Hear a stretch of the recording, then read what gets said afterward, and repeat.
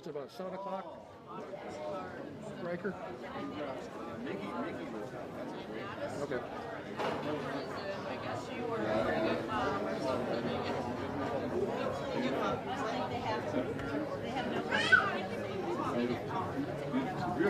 You know, because Damien lives in Seattle, so we go back and forth all the time. It's so much fun.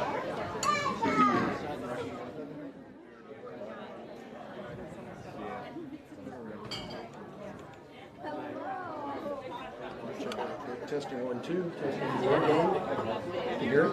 Okay. 3, 2, 1. 3, 2, 1. Okay.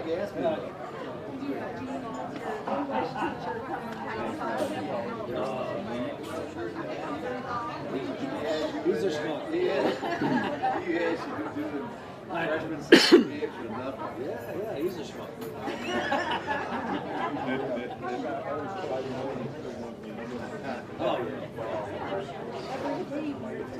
30 seconds out. Are you good? How you doing? It's 2 minutes. probably don't know. 2 minutes. Yes. Yeah. Absolutely. How'd you come up with 30? Or 30 for the billboard? Okay. Alrighty.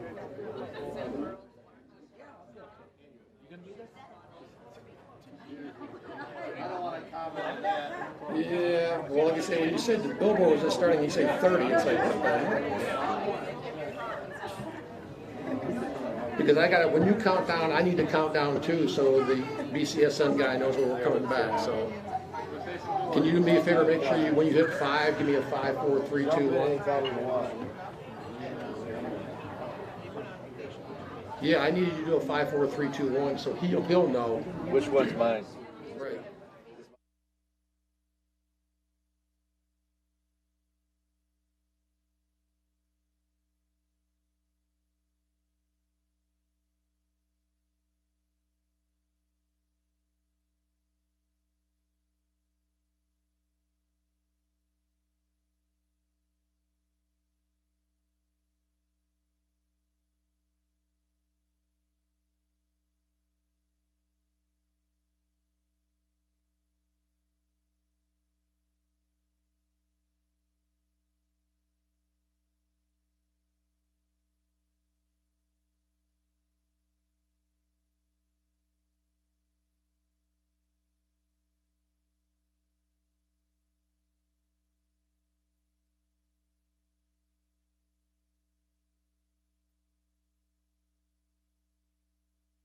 Welcome back, everybody. We're live from Sidelines in Maumee. It's the St. John's Jesuit Coaches Show on 107.7 The Wolf. Gary Sensenstein, along with Riker Thomas, working the board back in the Wolf. And yes, it is the Ed Heinzel Retirement Tour. Started officially yesterday at the press conference over at the IOT Center at St. John's. And today he's officially a retired man. And you know, when I watched the press conference yesterday, all I could think of was Rafiki and the Lion King when he talked about Simba and he said, "It is time." And it sounds like for you it was time, but it wasn't just time yesterday. It sounds like the way you were talking yesterday, the time actually happened last summer for you. And before I talk about that, I had an omission yesterday. I want Oh, okay. I want to take care of because I don't think I mentioned Steve Irwin, who is he has been with me from day one and just a great guy. He's always done the behind the scenes work and you know, he was a logistics guy on the state tournament runs. He took care of everything. I didn't have to worry about a thing.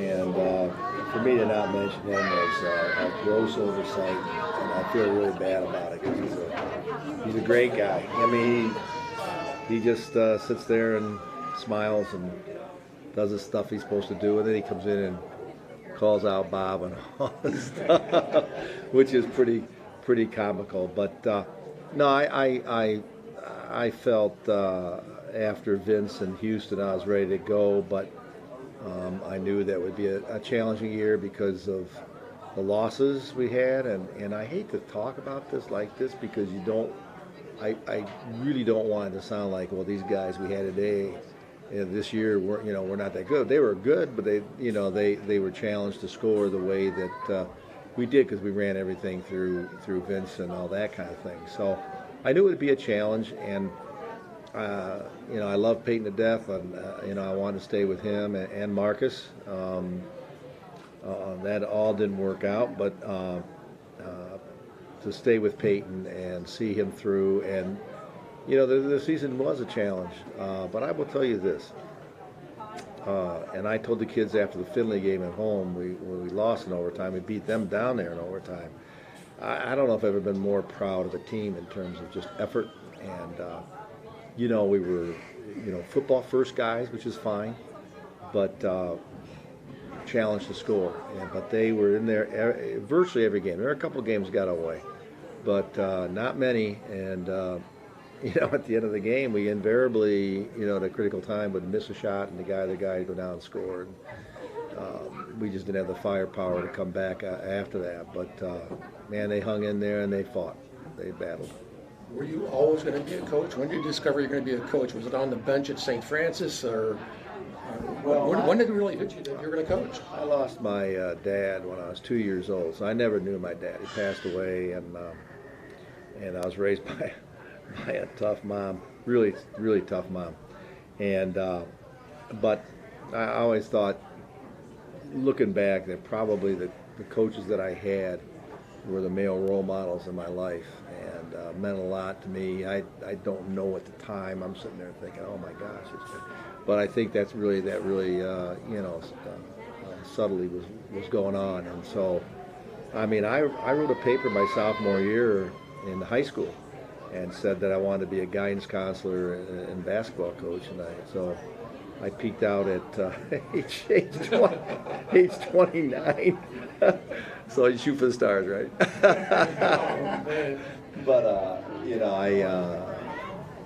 I really wanted to do that, and I remember back in the day. I don't know if Bob remembers this, but back when I played, which is the late '60s, a long time ago, when you were eliminated from the state tournament, you were allowed to practice until the end of the state tournament, kind of keep everything equal because these other teams were practicing and all that kind of thing. And I remember I played for Jim Kubacki at St. Francis. He was a great guy, great coach, great player in his day. And I asked him if I could come in and coach. And I remember I coached rebounding to these guys who were my age, basically a year younger. And then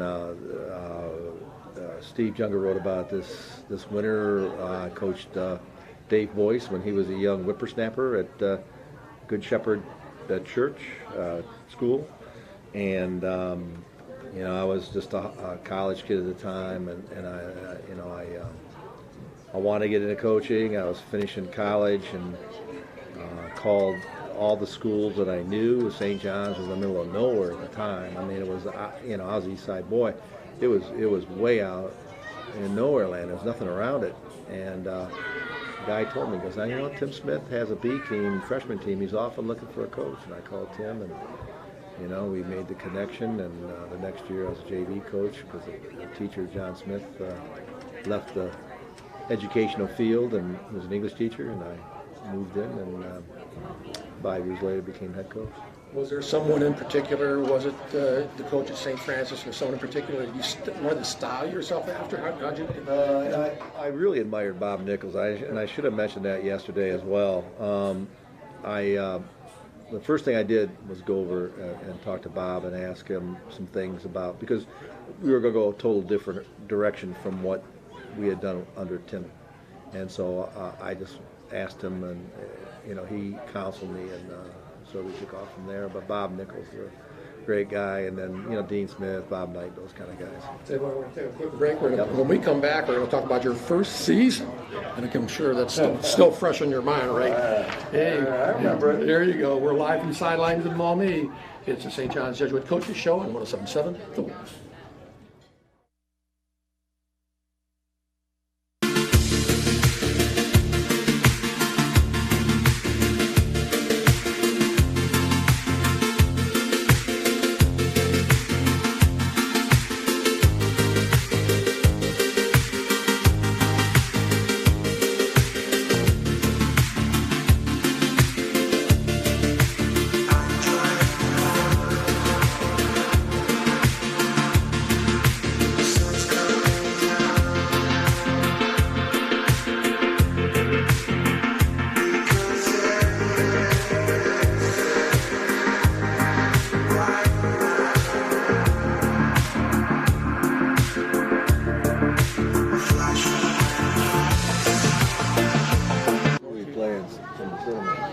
Northview's next.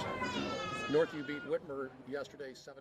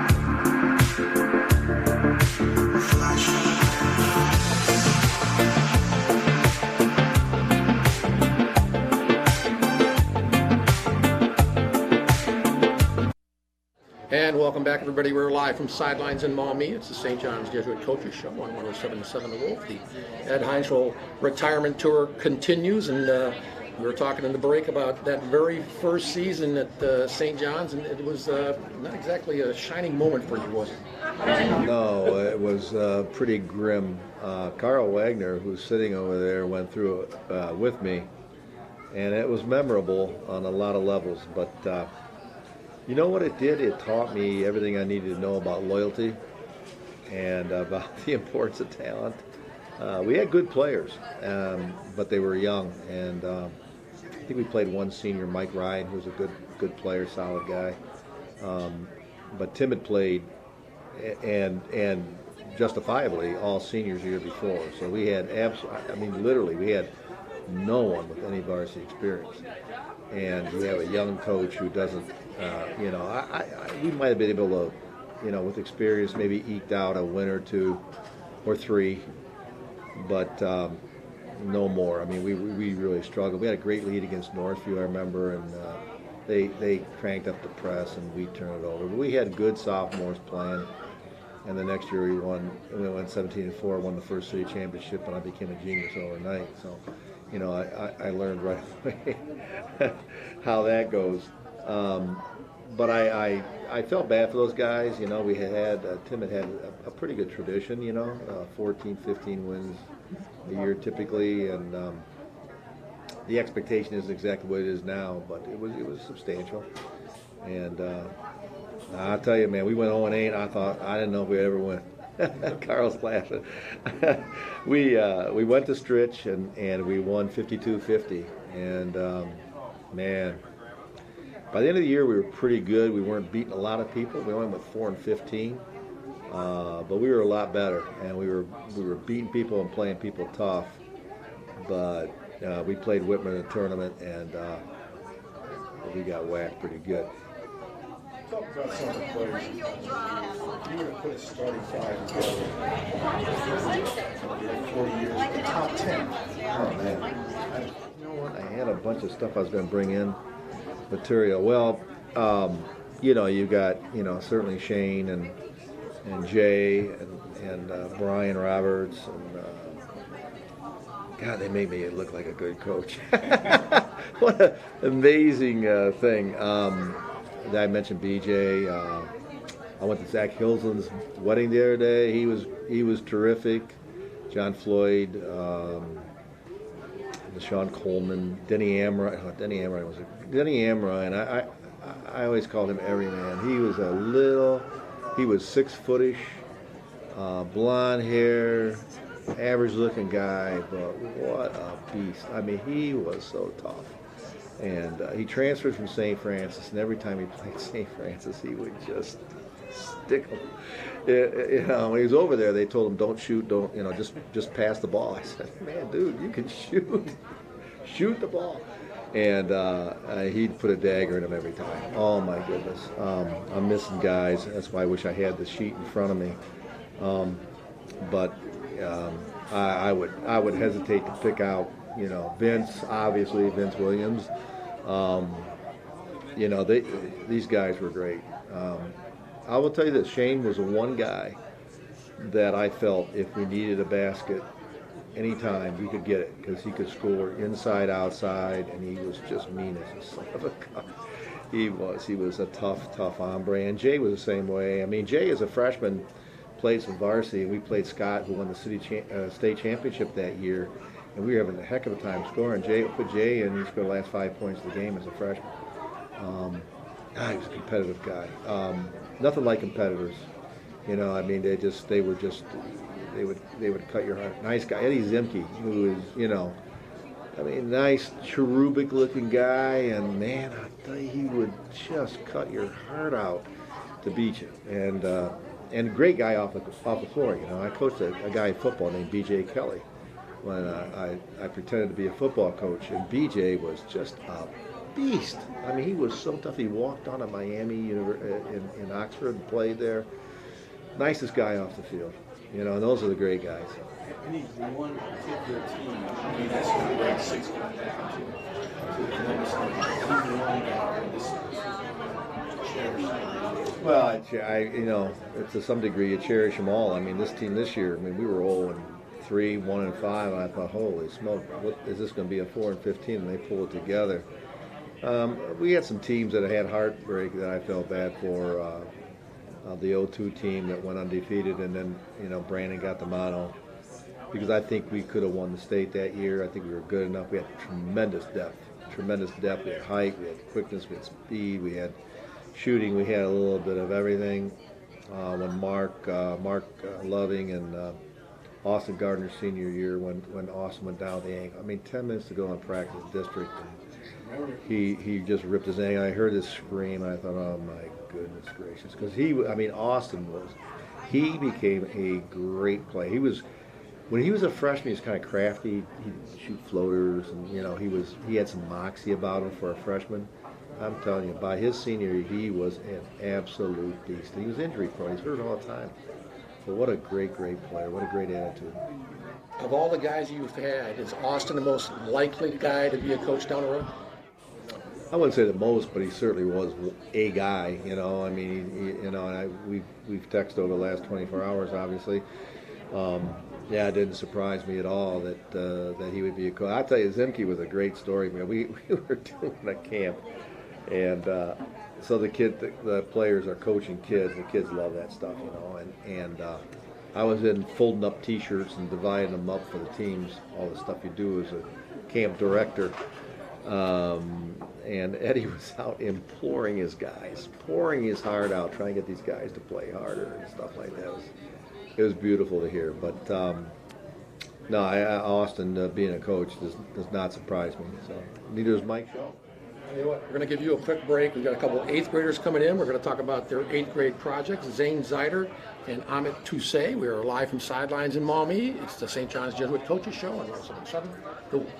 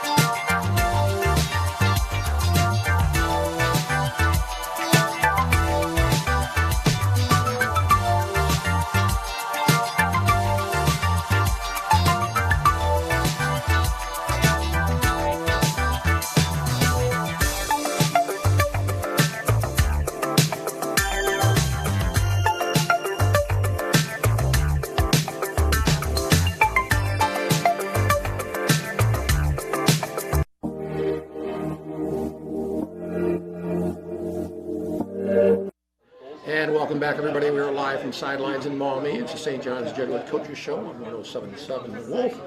The Ed Heinzel retirement tour continues, but for now, we're going to let Ed take a break, mingle with the crowd, talk to Carl Wagner and other people that are here today. For the moment, we're going to talk to Zane Zeider and Amit Tusay, 8th grade projects, and let me read what they're talking about, Guy. Your 8th grade project, a cumulative 4-member group assignment, spanning the 2nd semester and culminating in a 15-minute presentation to the school. Aspects include writing a 3-page research paper, performing an action project that serves the community, creating a video documentary of the entire process that also includes personal interviews of professionals in their topic, and the presentation. Students learn and foster research and essay writing skills, interviewing, video editing, networking, volunteering, creative thinking, group and time management, and public speaking. Zane Zeider's group topic was genetic diseases and athletes. Each group member researched a specific genetic disease and its impact on a well-known athlete. Zane's individual topic was Marfan syndrome, and the athlete he focused on was the basketball player Isaiah Austin of Baylor. Amit Tusay's group topic, teenage health and nutrition. Amit focused on understanding nutritional labels and what an ideal diet for a growing active teenager should look like. Good to have Zane and Amit in the house. And Zane, I'll talk to you first. How'd you end up with Isaiah Austin? I was just looking through different athletes, and I just came across them. I thought Michael Phelps would be a good one, but then I found out with them, the genetic counselor at Flower Hospital in Slovenia, and they said that he actually didn't have Marfan syndrome. So I was just researching athletes who had Marfan, and Isaiah Austin was probably the most famous one, so I just chose him. What is Marfan syndrome? It's a connective tissue disorder. It's like when your limbs are like really long, and you most likely get heart problems, eye problems. That's about it. When I look at a person unusually tall or his fingers unusually long, describe what that person would look like. They're a lot taller than usual, a lot longer limbs, everything. Usually they tend to wear glasses or contacts. Their eyes are like crossed out sometimes. Amit, how'd you end up with teenage health and nutrition? My mom suggested it to me actually. So I found Teenage Health and Nutrition because my group suggested it. I thought it was something new that I should probably learn because I'm becoming a teenager. I might as well find out a little more information about how I can just maintain my health properly. What's your best advice for teenagers? You can, everything that you're eating, like cookies, just like Coke and all of those like sugary foods, just maintain it. You can still eat all of that. You can still drink sugary drinks.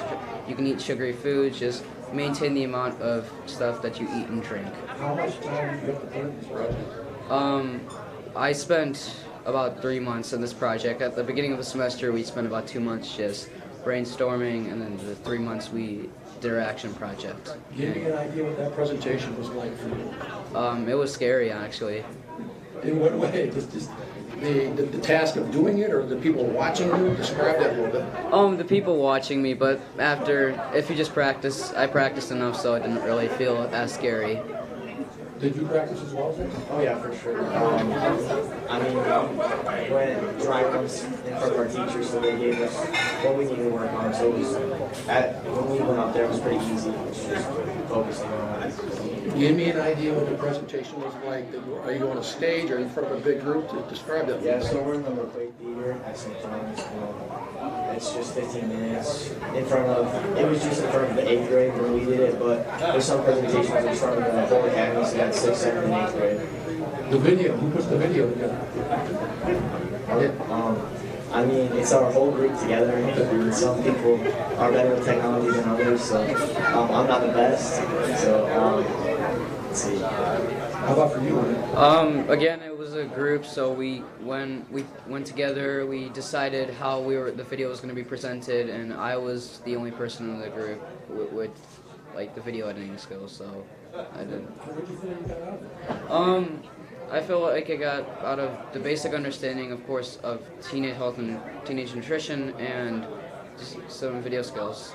video editing skills. Zane, for you, what do you think you learned from Marfan syndrome and in your project in general?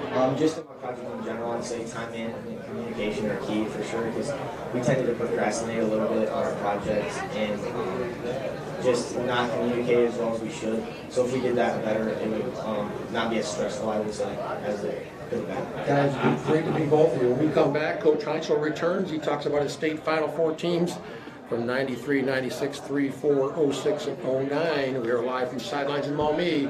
It's the St. John's Jesuit Coaches Show on 107.7 The Wolf.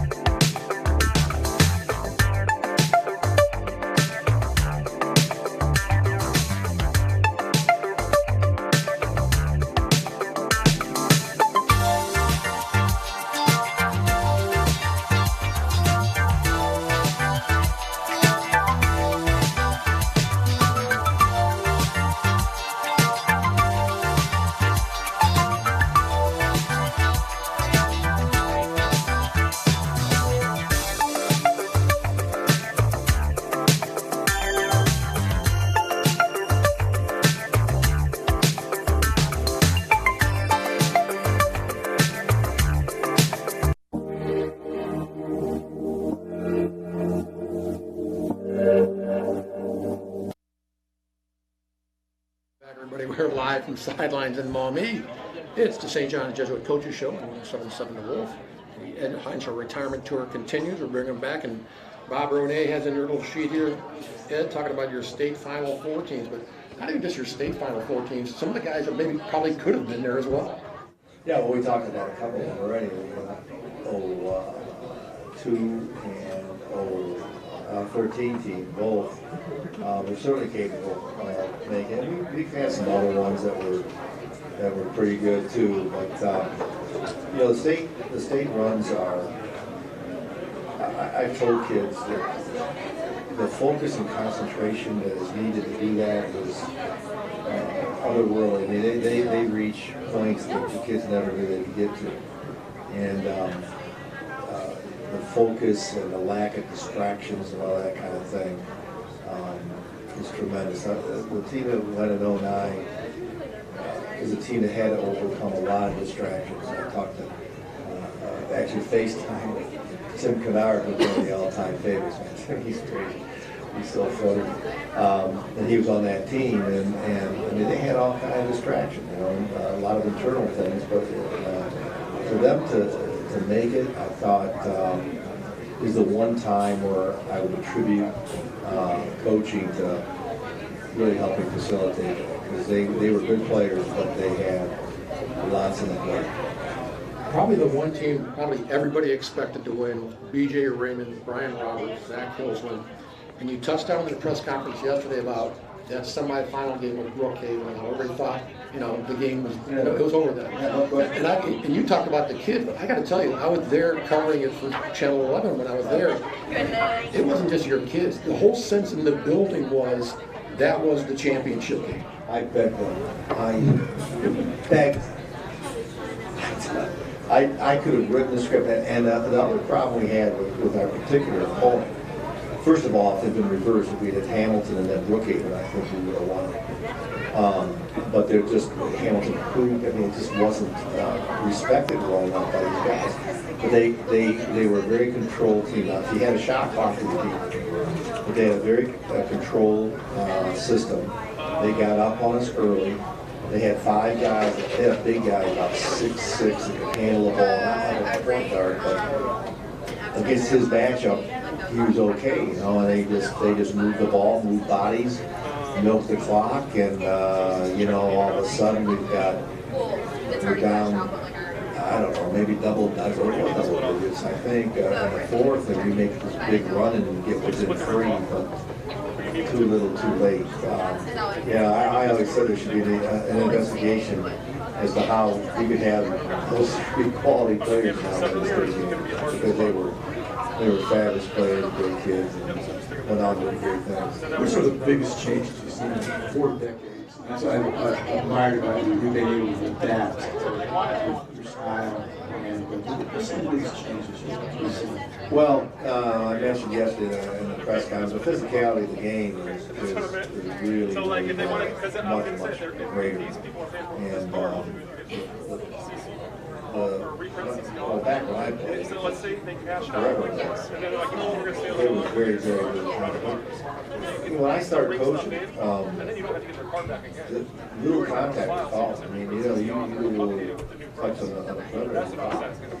Now, now you got 2 hands on them. Coach, I attribute to Kevin McHale and those guys. They started wailing on each other, and it trickled down to us, and what they allow some stuff to go on around the basket, and then a little touch foul away from that. I mean, it's really tough to officiate. But the whole physicality of the game has changed.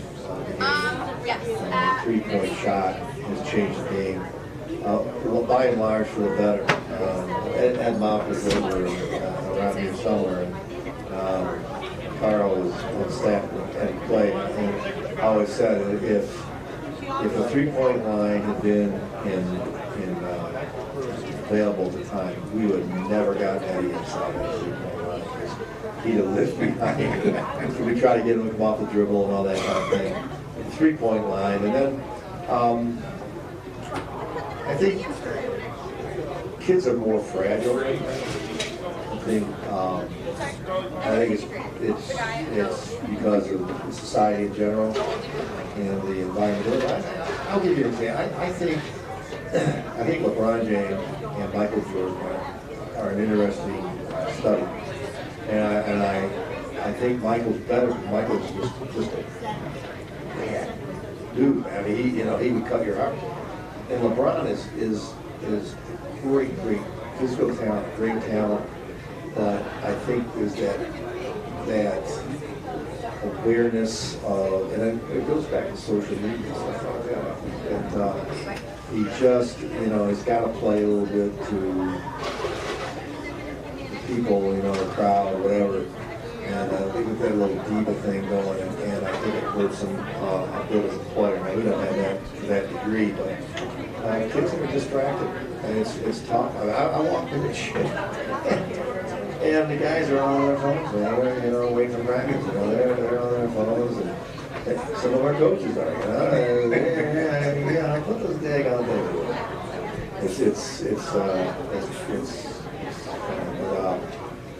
The game's a great game. I always said, we want to play it like ballet, move, pass, and reward the passer as well as the shooter and scorer, and then it could be just a nightmare. What do you miss the most about St. John's? Because everybody talks about the thing I've been amazed over the years, not just the athletes, especially basketball players that come back, it's the non-athletes. I get stuff all the time. The things we run, the last couple of years, people never play a sport there. They'll come back and say, "You touched my mind." So, yeah, I've had some incredible. I had over 60, 70 plus texts in the last 24 hours. I got back hard. And people say things that you had no idea that you were impacting them. I had a guy who was a really a good player, not a great player, but a good player at Central Catholic. I flabbergasted that he texted. I was really touched by it. And I cautioned the coaches and educators in general. You got to be aware that the kids are listening, and they never let you know. It's like kids, they'll never tell you. I haven't been watching. But years later, and actually over the years, I've seen that because of things I've said to them. They would quote it in the paper as saying exactly the same kind of thing that we talk about. So, and I don't think it's brainwashing, but it's just they internalize, they listen. So you do have to be careful. But I'll be around St. John's. I'm not far away, and I want to see some games. I'll do that discreetly. I'm kind of excited because I want to see. We have like 26 guys playing college basketball, and I can't see them play. We have like to coaches, so I'm going to get their schedules and figure out a schedule for myself to go out and see these kids play because I enjoy coaching them. The thing I miss is the relationship with the players, and I'm not buddy with them, but I think, and certainly the feedback I've gotten, they know I care about them. That's really important. If the kids know that you care about them, they'll put up with a lot of nonsense. I was with Ryan Card on Charlotte. He told some stories. Like, oh man, I don't remember that. I said that? He goes, oh yeah. And I don't doubt him. But again, if they know you love them and you respect them and you want them to, they'll do a lot for it. You were really emotional yesterday, but the only time you really broke yesterday was when you were talking about the Zach Hillsman wedding. Why did that mean so much to you, do you think? It's something that happens when you coach for a while, or these kids have been out for a while come back, and it was just really, really awesome to see him get married, Notre Dame and Silicon. Just a great kid. Lost his father, so we had that commonality of loss of a loved one, and just really, I was flattered that he invited me, and humbled by being there and our conversation that he and I shared. Tell you what, we're going to take another quick break. When we come back, we're going to talk about, did you ever think about leaving SJJ? And Bob has done. Did you ever think about coaching at college? We'll talk about that when we come back. We are live from Sidelines in Maumee. It's the St. John's Jesuit Coaches Show on 107.7 The Wolf.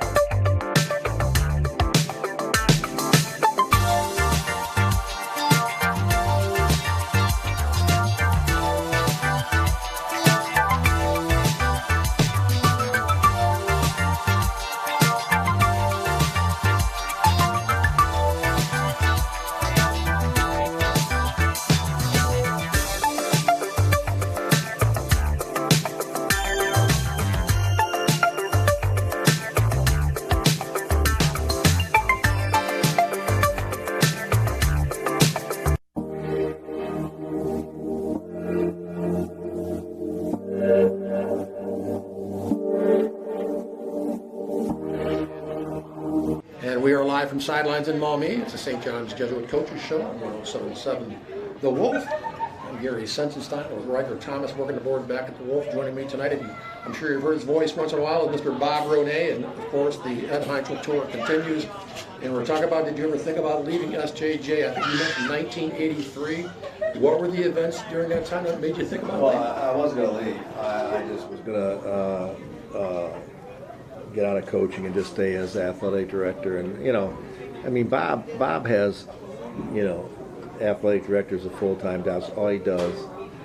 He's got 900 people working for him. He kicks back and gets paid like 16 times more than I got paid. Yeah, Exactly. Well, in my day, was AD, teacher, coach, all that stuff. But anyway, no, I just thought it was a stretch. I always asked Cheryl periodically if she wanted me to get out because I was gone a lot. When I was there, I thought I was pretty good about being there, but she always said, hey, you know, you're happy and you know it's a great place and all that kind of thing. But so I was thinking after a few years, and in fact I talked to Carl, you know, about, you know, I'm thinking about getting out, and I think he would be the heir apparent, all things being equal. But then it was Dom Uhart was a senior, and we didn't have a spectacular year. I think we won 14 games, maybe 14-6, something like that. But I don't know what happened with Dom's character. I love the guy. But I just felt this connection on a personal level with the players, not just Dom, but other guys too. And I thought, man, this is really cool. This is beyond, you know, winning XOs, whatever. It's really. I don't want to say I felt impactful. That never really occurred to me. But I just enjoyed the relationship and relationships with those kids. And you know, after that, it never really occurred to me to leave. Did you ever think about the college level? I'm surprised. I was always told UT had approached you. No, I've never heard from anybody from any college. And I think after I was there for a long time, I think people said, well, he's just there, you know. I don't think anybody would approach anyway. There was one opening that I thought eons ago. I can't remember who it was, what it was. But my feeling is that the high school experience is one where you really impact formation of guys. And college is, you know, I mean, we do some babysitting in high school, especially when we go on these road trips. I get a kick out of people, you know, you go to San Diego, man, how was it, man? You better have fun. I said, you kidding me? We're playing O'Neill's kid. I'm responsible for 12, 13 kids. No, it wasn't fun. No. But you know, I really felt that the high school is the formation of kids.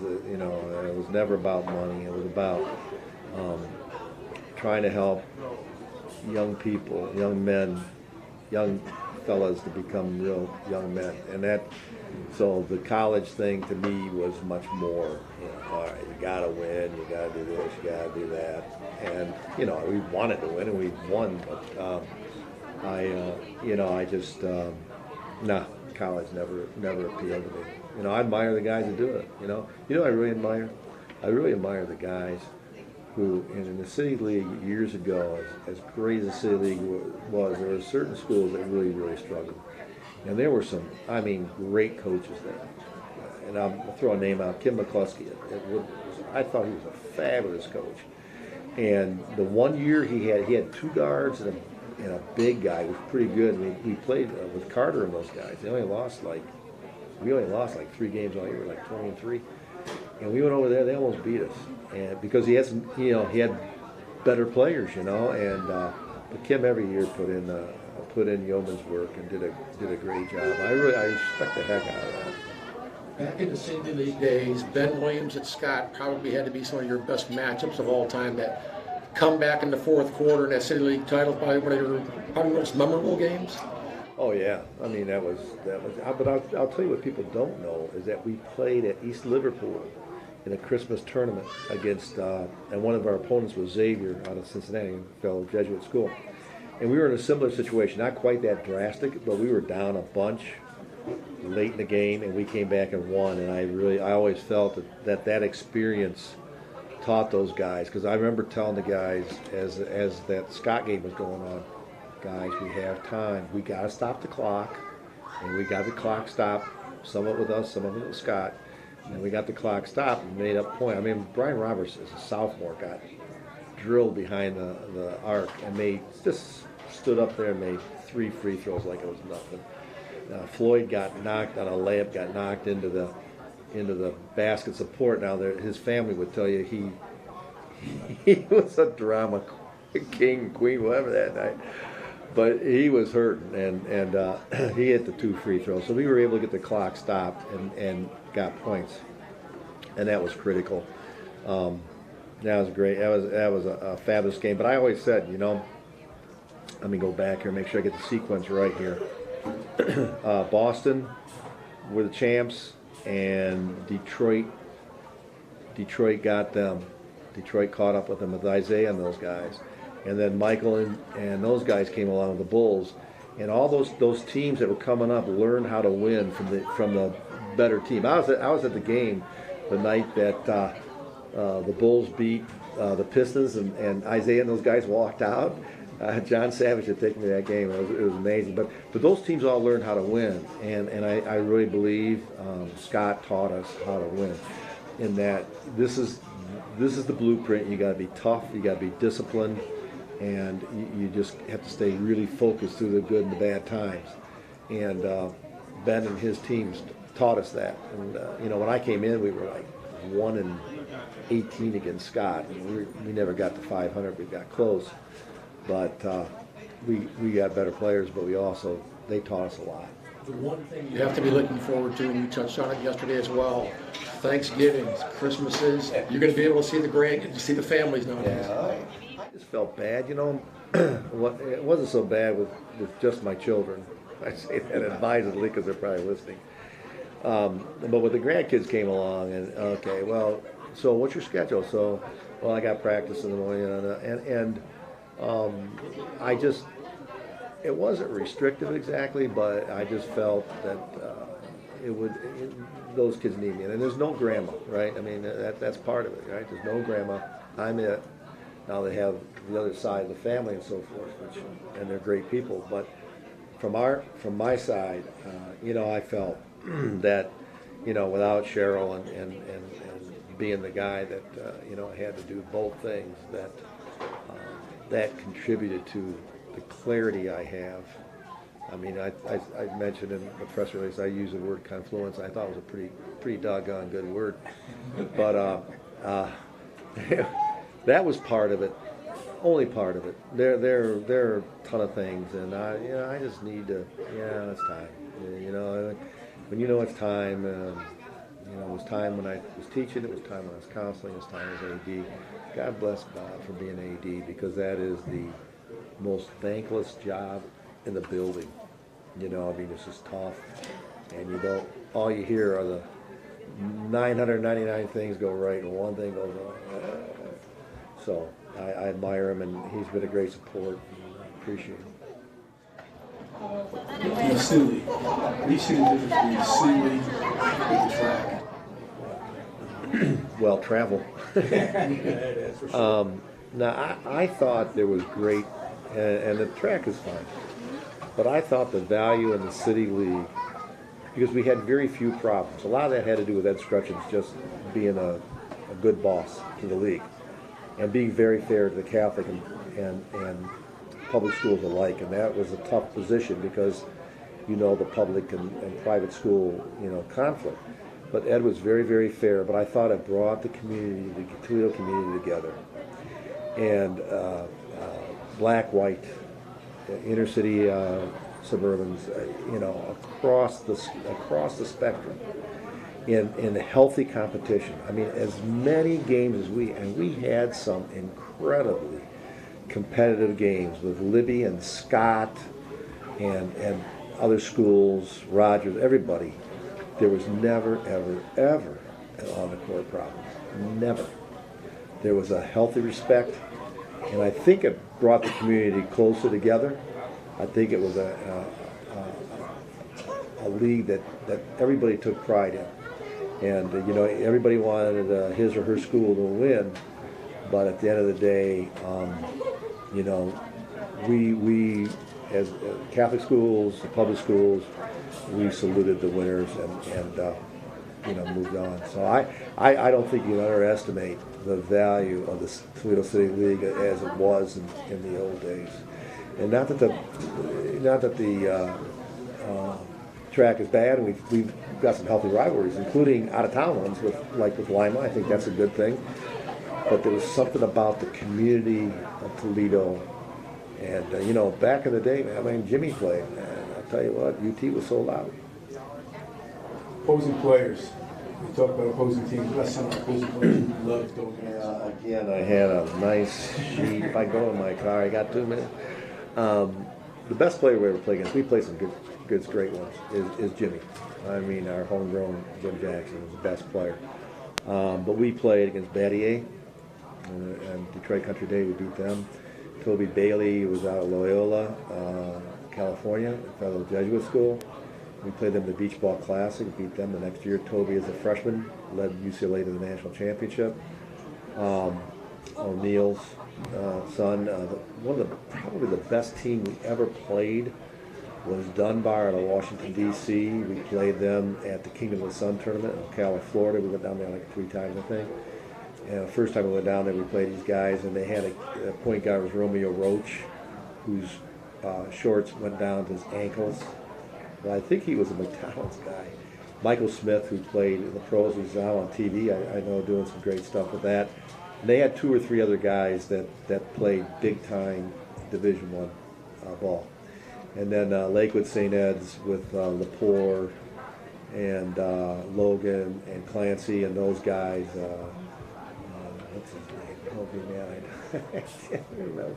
But they were really, those were some of the great teams. And Shaquille Sutton, we played against them out in San Diego a year ago. And, you know, Shaquille's this big, strong guy. This guy was 6'11" and willowy and could just shoot. I mean, the ball didn't move through the net. And Vinny actually outplayed him overall. So there are other guys. There are a ton of guys that the experiences. I'm going to sell my book to you, Bob, for $75. You can read all about it.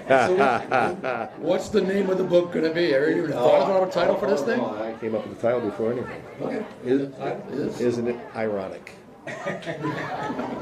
Because, and it starts with the fact that I was not going to coach very long, and coached for 40 years. A guy like John Amici comes in town, and I thought for sure he'd go to St. Francis because Ray Schreider, a really good guy, and all that, took the lead in his visit, and I thought, oh man, we're never going to get him. We got him. There's a ton of things in there that are really ironic, great stuff. Will it be strictly like a memoir book, or how are you going to write it? I've got a lot done.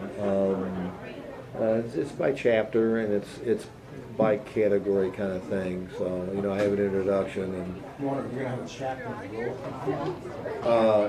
No, but I'm going to have some interesting chapters. I guarantee you that. Will it be, like you brought it up yesterday, is it going to be a chapter or at least a couple paragraphs on social media? Because you touched on it yesterday, and you think that kids nowadays, it's banging on them way too much. Well, you know, there was that tragedy on the East Side. It was social media. People bullying people. I mean, it's ridiculous. I don't know what I'd do with my kids, but I'll tell you right now, they'd have their phones. I'd have control of their phones. I'm going to tell you that right now. But no, there was a guy named Bob Bay who was our next door neighbor up at the lake, and they lived in Elmore, Ohio. And there are two things I'm eternally grateful for. I mean, I think he's long past. He's a great guy. He had 2 daughters, so you know, I was just a little kid. And he kind of befriended me. And he introduced me to ice cream sandwiches, which is fabulous. And he took me to a basketball game. I don't know how good these guys were. They played on a stage, and we were in, like an auditorium situation. And I was just mesmerized by the game. Mesmerized. I was probably 8 years old. And I said, man, that's cool stuff. And here I am. I haven't grown much over the years. If you look at my goals of being a counselor and a coach, and being mesmerized at age 8, that's 60 years ago. You've come a long way. What's the one thing you're going to remember from St. John's? If there's one thing that stands out for you? The people, you know, and one of the reasons I'll come back is that the adult, you know, like Bob and people like Sue Matuzak and a lot of teachers, Kim Hall, people, Phil Skeldon, you know, I start naming people, I'll leave people out and get in trouble, but people out, you know, you want to keep in contact with. And then, you know, the players that I've started with, you know, I'll be curious to see how they do. But the people, it's, you know, it's a people business. I think everything is, actually. And if you have people skills, you're going to do a lot better than if you don't. You know, as always, there's usually a Chick-fil-A athlete and teacher of the week. And of course, Bob already has one person in mind. He wants to let you know. Well, you know my assistant, we named the new head coach. I'm familiar with him. Yeah, he handed me this thing about our strength coach being the, you know, he may not last real long with people like this, but the athlete of the week is Aiden Williams, sophomore tennis player, won first singles at the track championship and was named the tennis player of the year in Three Rivers Athletic Conference. And our faculty administrator, person of the week, is our own coach Ed Heinzer. Well, thank you very much. 40 years. Thank you. And everything he's done. I tell you. There's a big check. You have a big check you're going to give me right now. No, gift card. Gift card. Still one card, you get 2 cards. Oh, Yeah, if the Chick-fil-A cow comes around the corner, he's got a gift card for you. Well, thank you, Robert. I appreciate it. Before we leave, let's touch on the guy who's going to take over for you, Mike Shaw. Yeah, Mike. You know, I knew Mike. I'll tell you, we were at the. Man, he will remember this. But we were at the Southwest Y. I can't remember why we were there, but Cheryl and I were there with the two, you know, with Kim and Ted, and we were waiting for something. And Mike had a ball in his hand. He's just a little squirt. You know, he didn't grow till much, you know, pretty late. You know, he was just a little fella for a long time. And he's dribbling the ball between his legs, and he's just putting on. He looked like Steph Curry. You know, I wanted to ask him for an autograph, but I did. We started. We played what they called the Rogers League, which was against public schools, and I coached him and Ted and Andrew Taylor and Blake Howden and all those guys, and so that's when I met him, and. You know, he's been a great kid, and he's been part of our team for 4 years, and a program for 4 years, and you know, we were glad to have him back as a coach. He does not surprise me at all being a coach. He was a student of the game. He understands the game. You know, everybody. I mean, after 40 years, I was making mistakes this year, so there'll be some bumps in the road for him, but that's just part of the deal. It just takes time to deal with certain things, but he'll do fine. This is where we should have a Sinatra song. I did it my way, because I tell you, it's been a pleasure and a privilege, and I wholeheartedly mean that, because I've enjoyed a short time with you. St. James. I will tell you, I at one point had entertained letting people know that I was going, and asked the crowd at the last home game to stay, and 2 songs I play. My Way and Bruce Springsteen's, I forget the name of the song right now. Jon Stewart played at his last show on his new show. But it's been yeah, it was great, man. Bruce was live in the studio there. I don't think we got him in St. John's gym. It was a pleasure. Thank you. Enjoy your retirement. Thanks for everything. Thank you, Robert. Thank you. Tell you what, we're going to wrap things up from the sidelines and say goodbye. But again, good to see Coach Ed Heinzel tonight.